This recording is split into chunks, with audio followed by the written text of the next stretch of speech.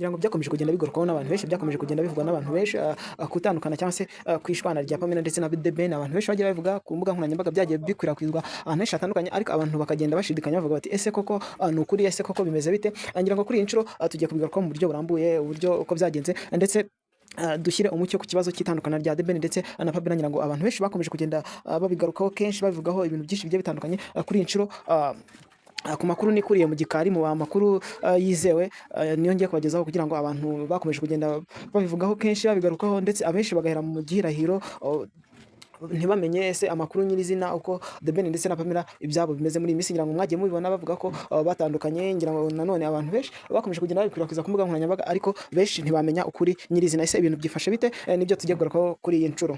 Ngira ngo byose bijya gutangira ku itariki 13 z'ukwezi kwa gatandatu. Benshi mu bakurikira urubuga rwa Instagram rwa Pamela bagiye kubona babona hari amafoto amwe namwe yagiye asibwa kuri Instagram, by'umwihariko Ben ndetse na Pamela bari kumwe. Abantu benshi rero bahise bacika ururondogoro bavuga bati ese byagenze bite? Ngira ngo nanone mu minsi yashize Ashton Hall yari ari mu gihugu cy'u Rwanda. Ngira ngo ubwo Ben yari yakiriye Ashton Hall iwe, ngira ngo mwagiye mubibona ateruye umwana. Gusa abantu benshi baza kwibaza ahantu Pamela yaba aherereye, cyane ko mu mavideo yagiye afatwa atagaragaye muri ayo mavideo, ahubwo yagaragaye amuhamagara video call, amwereka Ashton Hall nk'umushitsi mukuru cyangwa se nk'inshuti nshya abungutse. Ese ukuri nyirizina ku itandukana rya Ben ndetse na Pamela kuki bitagiye bigarukaho n'ibitangazamakuru? Ngira ngo by'umwihariko ibitangazamakuru bikomeye cyane cyane za MI ndetse n'ibindi bitangazamakuru bikomeye. Ukuri rero guhishe nyuma y'iyi nkuru, ngira ngo hari nabyo tugiye kwibandaho.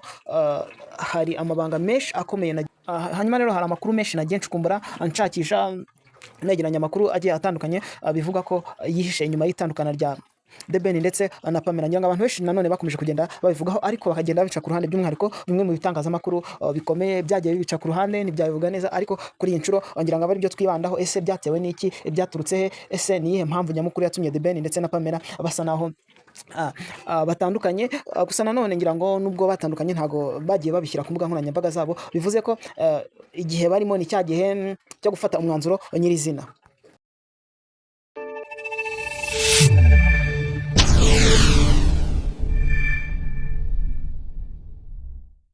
Reka ngushimire ndetse ngo ikaze wakoze subscribe kuri Sheddo TV, ndetse nawe utarayikora ngusaba gukora subscribe kugira ngo tugende tubana umunsi ku munsi. Ikindi kandi igihe ukunze video ukibuka gukora like, ugasharinga ku nshuti zawe, nanone kugira ngo nazo zijye zimenya amakuru ku gihe. Nibiki birimo kuvugwa rero kuri iyi nshuro, ari nabyo tugiye kwibandaho. Ngira ngo mu minsi yashize mwagiye mubona amavideo agiye atandukanye yagiye akwirakwizwa ku mbuga nkoranyambaga kwitandukana rya Ben ndetse na Pamela. Ese ukuri kwishe nyuma y'ibi ngibi ni ukuhe? Ese byatewe n'iki? Ko ari cyane ko ari n'inkuru imaze kugenda itrendinga, imenywa n'abantu benshi, nubwo nanone uri Pamela atarabitangaza, ariko yagiye aca amarenga mu mavideo yagiye akora, ndetse na Ben akaba atarabitangaza, ariko nawe akaba yaragiye apostinga amavideo agaragaza ko mu by'ukuri hagati ye na Pamela harimo ikibazo, nubwo nanone bo ubwabo batarabishyiraho umucyo nyirizina. Ngira ngo uri Pamela ni brand nini, ni umuntu ukurikirwa n'abantu benshi, by'umwihariko kuri Instagram. Ngira ngo akurikirwa n'ibihumbi bigera kuri 500, ndetse na Ben akurikirwa na hafi miliyoni. Ngira ngo so na abantu rero bibyamamare, ni abantu batoroshye. Ngira ngo Pamela abenshi baramuzi ndetse bamukundira ikimero cye, imiterere ye.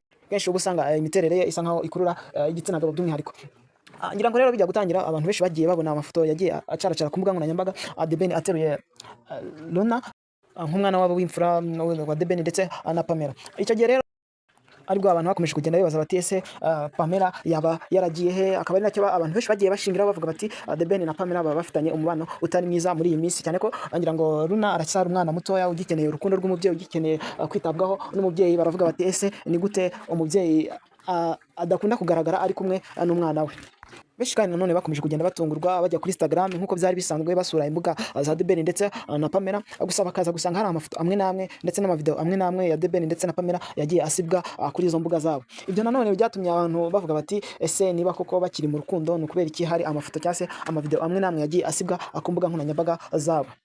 Ngira ngo rero nk'umucyo kuri iki kibazo, abantu benshi bakomeje kugenda bibaza bavuga bati ibintu bimeze bite? Ukuri guhari nuko hagati ya Ben ndetse na Pamela umubano wabo nta kibazo kiwurimo, ahubwo ikibazo cyaje kubamo nuko Pamela asa nkaho ari mu bihe by'ibiruhuko, cyane ko ngira ngo muri ya Miss Ashton Hall yari mu gihugu cy'u Rwanda. Abakurikiye Instagram ya Pamela yabivuze ko agiye gutemberera mu bihugu byo hanze. Ngira ngo akaba ari nayo mpamvu byakunze kugaragara Ben afite umwana kurusha uko byagiye bigaragara ko Pamela ari we wari umufite. abantu nanone ku ma YouTube ndetse no ku ma Instagram ndetse n'ahandi hose kuri za TikTok bagiye bakwirakwiza amavideo agiye atandukanye, by'umwihariko baharasinga cyangwa se bavuga bagaruka ku mubano wa Debeni ndetse na Pamela, ariko bakawugaruka mu buryo butari bwo, by'umwihariko nk'abantu bakoresha TikTok mwagiye mubibona hari indirimbo zigiye zitandukanye Debeni cyangwa se uyitirira Debeni kuri TikTok yagiye apostinga bikaza kugira ngo bigaragare ko Debeni ndetse na Pamela batagifitanye umubano nk'uko byari bisanzwe. Gusa iriya nkuru nanone ngira ngo iriya nkuru nayo isa nkaho ari igihuha. Mu by'ukuri rero tutizirimbye mu magambo, umubano hagati ya Pamela ndetse na Debeni ni umubano utarimo ikibazo na gito, nubwo abantu benshi bakomeje kugenda babikwirakwiza ku mbuga nkoranyambaga bagaragaza ko hari ikibazo hagati ya Debeni ndetse na Pamela, mu by'ukuri ibintu bitari ukuri.